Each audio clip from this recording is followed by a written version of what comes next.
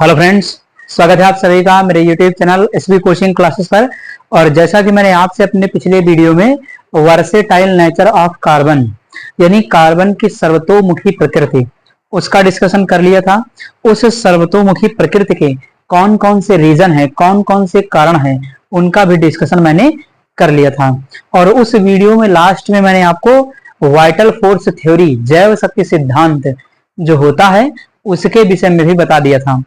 उसके बाद जो अगला टॉपिक आएगा इस चैप्टर में वो है आपका हाइड्रोकार्बन, है ना, सामने लिखा भी हुआ है हाइड्रोकार्बन। हाइड्रोकार्बन इस चैप्टर से मोस्ट इंपॉर्टेंट होता है, इसका क्लासिफिकेशन भी और इसके वर्गीकरण से संबंधित परिभाषाएं, है ना, आपके बोर्ड एग्जाम में या अदर किसी कम्पिटिटिव एग्जाम्स में आपको यहाँ से प्रश्न देखने को मिलते हैं। जहां पर भी ये साइंस आती है वहां पर आपको यहाँ से संबंधित प्रश्न देखने को मिलते हैं। तो चलिए देखते हैं यहाँ पर हाइड्रोकार्बन, है ना, लिखा हुआ है हाइड्रोकार्बन। तो सबसे पहले ये जानते हैं कि ये हाइड्रोकार्बन होता क्या है। तो नाम से ही पता चल रहा कि हाइड्रोकार्बन यानी हाइड्रोजन और कार्बन से मिलकर के बने हुए यौगिक हाइड्रोकार्बन कहलाते हैं। यानी हाइड्रोजन और कार्बन से मिलकर के बने हुए जो यौगिक हैं वो हाइड्रोकार्बन कहलाते हैं। ये सिंपल सी डिफिनेशन है। उसके बाद हाइड्रोकार्बन का जब क्लासिफिकेशन करते हैं तो क्लासिफिकेशन मेनली टू टाइप से होता है हाइड्रोकार्बन का। पहला आपका होता है कि खुली श्रृंखला युक्त हाइड्रोकार्बन, यानी खुली श्रृंखला युक्त हाइड्रोकार्बन जिनमें खुली ओपन चेन पाई जाती है, तो उनको हम कहते हैं खुली श्रृंखला युक्त हाइड्रोकार्बन। और दूसरा क्या है कि बंद श्रृंखला युक्त हाइड्रोकार्बन। तो खुली श्रृंखला वाले का एक और नाम है, इसमें लिखा हुआ अचक्रीय, नॉन साइक्लिक। अचक्रीय या इसी को हम क्या कह देते हैं, एलिफैटिक, है ना। देखिए एलिफैटिक, एरोमेटिक तो अंदर भी क्लासिफिकेशन हो जाता है। तो नाम इसका दूसरा भी याद रखिएगा कि अचक्रीय हाइड्रोकार्बन या फिर इसको क्या कहते हैं, एलिफैटिक। ठीक, तो यहां पर क्या है, कार्बन श्रृंखला जो होगी वो ओपन होगी, बिल्कुल ओपन श्रृंखला में कार्बन पाए जाएंगे। अगर ओपन श्रृंखला की बात करें तो कैसे, तो कुछ मैं आपको बता देता हूं कि जैसे यहां पर आप देख सकते हैं इस जगह पर जैसे कार्बन है आपके इस तरीके से, यानी इस तरीके से कार्बन की खुली हुई श्रृंखला पाई जाती है। ठीक, यहाँ कार्बन श्रृंखला बंद नहीं होगी। ठीक, तो वही कह रहे हैं आपके अचक्रीय या एलिफैटिक। अब अचक्रीय या एलिफैटिक में फिर देखिएगा आगे इसको वर्गीकृत किया गया है किसमें, संतृप्त में, सैचुरेटेड हाइड्रोकार्बन यानी संतृप्त हाइड्रोकार्बन। अब डिफिनेशन बनती है कि संतृप्त हाइड्रोकार्बन क्या होते हैं। तो ऐसे हाइड्रोकार्बन जिनमें कार्बन कार्बन के मध्य, ध्यान रखना है, कार्बन कार्बन के बीच देखना है, कार्बन और किसी और एलिमेंट के साथ नहीं देखना, कार्बन कार्बन के बीच में सिंगल बॉन्ड पाया जाए तो उसे कहेंगे संतृप्त हाइड्रोकार्बन। ठीक, संतृप्त हाइड्रोकार्बन का क्या एग्जांपल है, तो एग्जांपल है एल्केन, है ना। एल्केन में क्या होता है, एल्केन में कार्बन कार्बन के मध्य सिंगल बॉन्ड पाया जाता है। सामान्य सूत्र क्या है, तो सामान्य सूत्र लिखा हुआ CnH2n+2 यानी CnH2n+2 ये एल्केनों का सामान्य सूत्र होता है। बहुत एग्जाम में ऑब्जेक्टिव प्रश्न में पूछा जाता है आपसे कि एल्केन का सामान्य सूत्र क्या होता है। तो CnH2n, n क्या है, तो n यहाँ पर कोई नंबर हो सकता है जिसका मान 1 से लेकर के आगे चलता जाता है ना, 1 से चालू करेंगे और आगे की ओर बढ़ते जाते हैं। तो जो भी n का मान इस फार्मूले में रख देंगे तो वैसा एल्केन आपको मिल जाएगा। ठीक, जैसे मान लिया n का मान 1 रख करके देख लें, जैसे यहाँ पर n का मान 1 कर लिया, 2 और यहाँ n 1 फिर ये 2, देखिए n का मान कितना रखा 1, तो यहाँ से देखिए क्या बनेगा, C 2 हो जाएगा, 2 2 कितना हो जाएगा 4, तो 4 देखिए CH4 बन गया। इसका क्या नाम है, तो मीथेन है।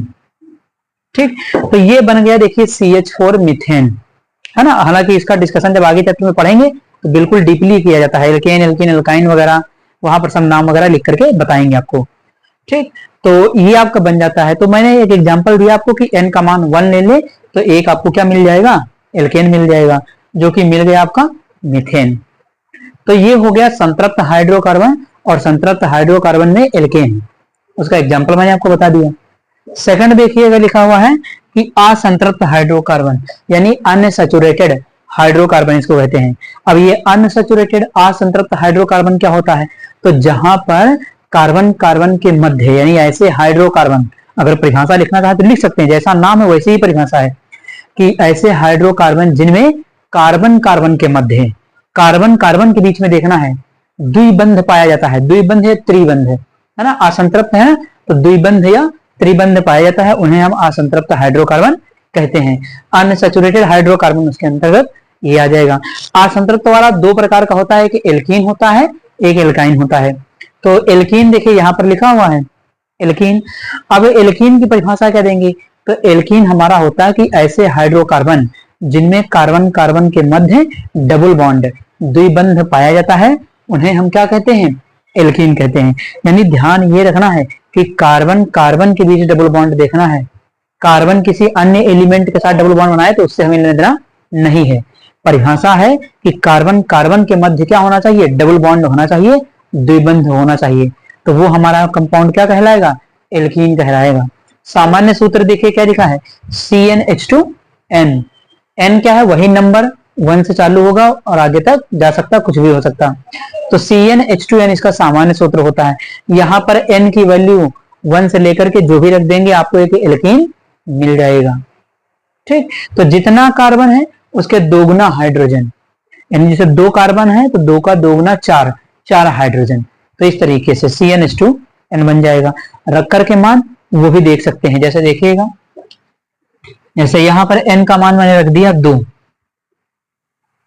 ये रख दिया, उसके बाद यहाँ 2 और इंटू 2, n का मान कितना रखा 2, तो ये कितना 2 हो गया, 2 दूनी 4, तो देखिए क्या बना C2H4, इसका नाम है एथीन। ठीक, तो एथीन या इथिलीन इसका नाम होता है, ये देखिए यहां पर लिख दिया। ठीक, तो ये है आपका एल्कीन। कार्बन कार्बन के मध्य कौन सा बॉन्ड होगा, डबल बॉन्ड, तो वो हमारे क्या कहलाएंगे, एल्कीन कहलाएंगे। उसके बाद अगला लिखा हुआ है एल्काइन। एल्काइन तो वे हाइड्रोकार्बन या ऐसे हाइड्रोकार्बन जिनमें कार्बन कार्बन के मध्य त्रिबंध पाया जाता है, ट्रिपल बॉन्ड पाया जाता है। यहाँ पर कार्बन कार्बन के बीच में क्या होगा, तो यहाँ पर अगर देखेंगे कार्बन कार्बन के बीच में ट्रिपल बॉन्ड पाया जाएगा। भाई कार्बन टोटल 4 बॉन्ड बनाता है, तो कार्बन कार्बन के बीच में 3 बॉन्ड हो गए और एक बॉन्ड किसी अन्य जगह से बना लेगा, तो कार्बन कार्बन के मध्य ट्रिपल बॉन्ड पाया जाता है, त्रिबंध पाया जाता है, तो उसे हम कहते हैं एल्काइन। ठीक, तो कार्बन कार्बन के मध्य जब डबल बॉन्ड होगा, यानी यहां पर अगर लिखना चाहे इसमें, तो कार्बन कार्बन के मध्य क्या होगा, डबल बॉन्ड होता है। एल्कीन में कार्बन कार्बन के बीच में डबल बॉन्ड, एल्काइन में कार्बन कार्बन के बीच में ट्रिपल बॉन्ड। ठीक, एल्काइन का सामान्य सूत्र देखिए क्या है, तो एल्काइन का सामान्य सूत्र है CnH2n-2, यानी CnH2n-2, ये हमारा किसका फॉर्मूला हो जाता है, एल्काइन का। अब यहां भी n की वैल्यू 1 से लेकर के जो भी रख देंगे एक आपको एल्काइन मिल जाएगा। ठीक, तो ये याद रखना है कि एल्केन का सामान्य सूत्र CnH2n+2, एल्कीन का सामान्य सूत्र CnH2n होता है, एल्काइन का सामान्य सूत्र CnH2n-2 होता है। यहाँ जो भी वैल्यू रख देंगे वैसा आपको एल्काइन मिल जाएगा। ठीक, तो ये क्लासिफिकेशन हो जाता है आपका आचक्रीय एलिफेटिक या खुली श्रृंखला युक्त हाइड्रोकार्बन का। ठीक, ये क्लासिफिकेशन हो जाता। उसके बाद इधर आते हैं बंद श्रृंखला युक्त हाइड्रोकार्बन, या इसी को क्या कहते हैं, चक्रीय हाइड्रोकार्बन। अब चक्रीय हाइड्रोकार्बन का मतलब या बंद श्रृंखला युक्त का मतलब क्या है कि यहाँ पर जो कार्बन है वो बंद श्रृंखला के रूप में पाए जाएंगे। भाई ऊपर वाले में क्या था, ओपन श्रृंखला, ये खुली हुई श्रृंखला थी। यहाँ कार्बन क्या है, बंद श्रृंखला के रूप में। बंद श्रृंखला का मतलब जैसे इस तरीके से, जैसे ये हो गया, ये हो गया, ये हो गया, ये हो गया, इस तरीके से। यानी कार्बन क्या है, कार्बन एक रिंग बना रहे होंगे, गोला बना रहे होंगे, घेरा बना रहे होंगे। अब वो चौकोर भी हो सकता है, गोल भी हो सकता है, पिरामिडल हो सकता है, किसी भी प्रकार का हो सकता है, शंकु के आकार का हो सकता है, किसी भी तरीके का।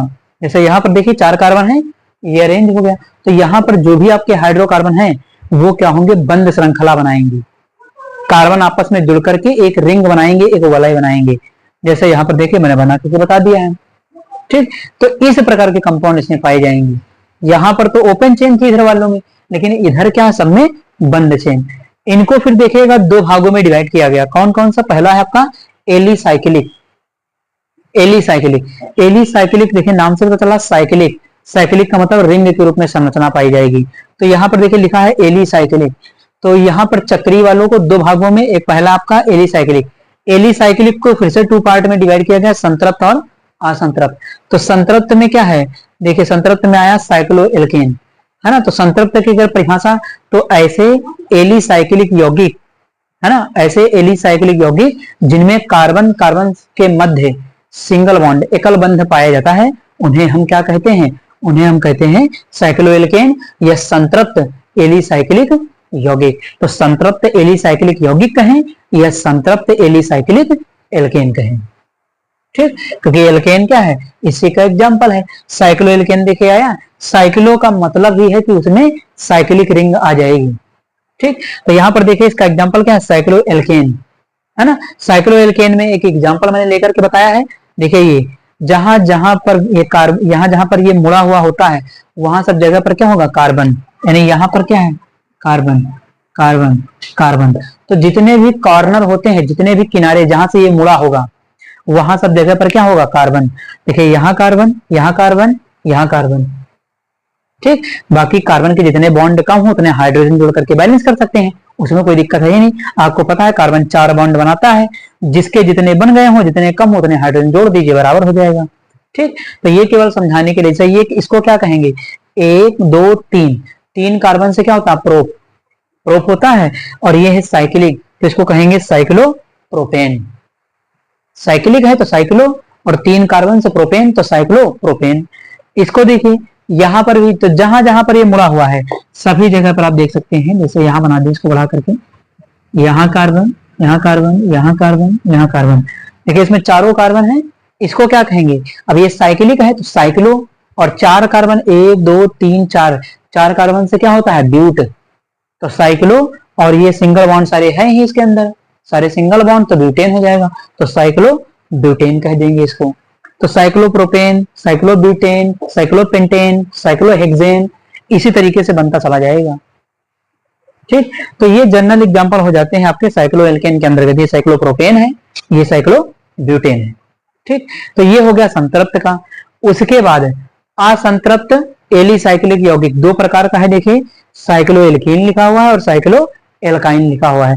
देखिए साइक्लोएल्कीन, साइक्लो का मतलब साइक्लिक तो होगा ही, बंद रिंग तो होगी ही। उसके बाद जुड़ा क्या है, एल्कीन, यानी उसमें डबल बॉन्ड आ जाएगा कार्बन कार्बन के बीच में। तो देखिए इसी को समझाने के लिए यहाँ पर देखिए बना दिया, बीच में देखिए क्या है, एक डबल बॉन्ड आया है, और ये जहां जहां पर मुड़ा होगा वहां वहां पर क्या होगा, कार्बन। यानी सभी किनारे पर या मुड़ी हुई जगहों पर क्या होता है, कार्बन। हमेशा बना हो या ना बना हो, हमेशा आपको ध्यान रखना है कि जहां जहां पर ये रिंग मुड़ी होती है वहां पर हमेशा क्या होता है, कार्बन, क्योंकि कार्बन से ही जुड़े होंगे सब, है ना। तो ये हमारा क्या है, साइक्लोएल्कीन, है ना। नाम लिखना चाहे तो 1 2 3, इसका नाम क्या है, साइक्लोप्रोपेन। अभी देखिए ये साइक्लोप्रोपेन था क्योंकि यहाँ सिंगल बॉन्ड था, एल्केन था, यहाँ एल्कीन आया तो साइक्लोप्रोपेन। यहाँ पर देखिए साइक्लोब्यूटीन, अभी देखिए साइक्लोब्यूटेन था, ये साइक्लोब्यूटीन है क्योंकि इसमें क्या है, डबल बॉन्ड आया, ये एक एल्कीन है, ठीक। तो साइक्लोएल्कीन में आपके साइक्लोप्रोपीन, साइक्लोब्यूटीन, साइक्लोपेंटीन, साइक्लोहेक्सीन, इसी तरीके से चले जाएंगे, ठीक। तो ये साइक्लोएल्कीन में हो जाएगा। उसके बाद अगला है साइक्लोएल्काइन। देखिए एल्काइन आ गया, यानी यहाँ पर साइक्लिक में जो कार्बन होगा, कार्बन कार्बन के बीच ट्रिपल बॉन्ड पाया जाएगा, त्रिबंध पाया जाएगा। तो यहाँ पर देखिए ये रिंग बनी हुई है और यहाँ पर सब क्या होंगे, यहाँ सभी जगह पर कार्बन। तो देखिए यहाँ पर कार्बन कार्बन के बीच में क्या आया है, ट्रिपल बॉन्ड आया है। और कितने कार्बन है, तो 1 2 3 4 5 6, 6 से क्या होता है, हेक्स, हेक्स होता है 6 से, तो हेक्स और ट्रिपल बॉन्ड लगा तो आयन, और साइक्लिक तो है ही, तो साइक्लोहेक्साइन। इसका क्या नाम लिखा जाएगा, इसका नाम लिखा जाएगा साइक्लोहेक्साइन, ठीक। क्योंकि ये साइक्लिक है, रिंग बंद है इनमें, तो साइक्लो वर्ड तो जुड़ेगा ही। बाकी कार्बन कार्बन के बीच सिंगल बॉन्ड तो एल्केन जोड़ दीजिए, डबल बॉन्ड तो एल्कीन जोड़ दीजिए, ट्रिपल बॉन्ड तो एल्काइन जोड़ दीजिए, ठीक। बाकी साइक्लिक वर्ड सब में कॉमन ही है क्योंकि ये सब साइक्लिक दिए गए हैं। तो साइक्लो एल्केन, साइक्लोएल्कीन, साइक्लोएल्काइन के एग्जांपल मैंने बता दिया आपको, ये हो जाता है। तो एलिसाइक्लिक ये हो गए। उसके बाद सेकंड आता है टाइप एरोमेटिक। देखिए एरोमेटिक की बहुत सारी बातें होती हैं, कोई कंपाउंड, कोई यौगिक ऐसे ही एरोमेटिक नहीं हो जाता, कई सारी चीजों को फॉलो करता है तब वो जाकर के एरोमेटिक होता है ना। लेकिन यहाँ पर आपको केवल इतना जानना है कि एरोमेटिक कंपाउंड में एग्जाम्पल कौन हमारा, बेंजीन, ठीक। बेंजीन अगर संरचना देखना चाहे तो बेंजीन की संरचना कुछ ऐसे होती है, ये तो ये है आपकी बेंजीन। यहाँ 10th लेवल पर आपको केवल क्या करना है, बेंजीन की ये रिंग को याद रखना है।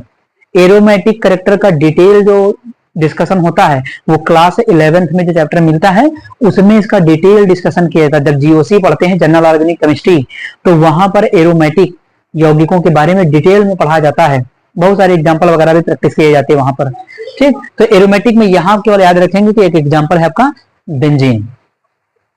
ठीक, तो ये हो जाता है आपके हाइड्रोकार्बन का classification, complete classification of hydrocarbon, है ना। दो भागों में किया, खुली श्रृंखला युक्त जिसको हम क्या कहते हैं अचक्रीय या एलिफेटिक। ठीक, और इधर क्या है कि बंद श्रृंखला युक्त या चक्रीय हाइड्रोकार्बन, दो भागों में किया। एलिसाइक्लिक और अचक्रीय को संतृप्त असंतृप्त में डिवाइड करके एल्केन एल्केन एल्काइन इसको पढ़ लिया है ना। उसी प्रकार से एलिसाइक्लिक एरोमेटिक, एलिसाइक्लिक में साइक्लोएल्केन साइक्लोएल्कीन साइक्लोएल्काइन जो कि संतृप्त असंतृप्त के पार्ट थे, ये बता दिया मैंने आपको। एरोमेटिक में आपका जो बेंजीन होता है वो हो गया। अब यहां पर क्या होगा कि जो 10th लेवल, क्लास 10th में आपको केवल आपको इधर का पोर्शन पढ़ना होता है, खुली श्रृंखला युक्त यौगिकों के बारे में, यानी अचक्रीय या एलिफेटिक यौगिकों के बारे में आपको, है ना, पढ़ना होता है। यहाँ पर इनके आईपीएससी नाम वगैरह जो होते हैं सभी की प्रैक्टिस करनी होती है। तो केवल इधर का पार्ट आपको 10th में पढ़ना होता है। उसके बाद जब आप 11th में पढ़ते हैं तब ये पूरा क्लासिफिकेशन आपको वहां पर पढ़ने को मिलता है ना। तो यहाँ पर क्या करेंगे हम, यहाँ पर आपको केवल इस साइड का जो खुली श्रृंखला युक्त हाइड्रोकार्बन है इसका डिस्कशन करना है ना। तो ये आपको समझ में आ गया होगा। आप इसका स्क्रीनशॉट ले लीजिए, फिर इसके बाद जो अगला टॉपिक है उसका डिस्कशन मैं आपसे करता हूं।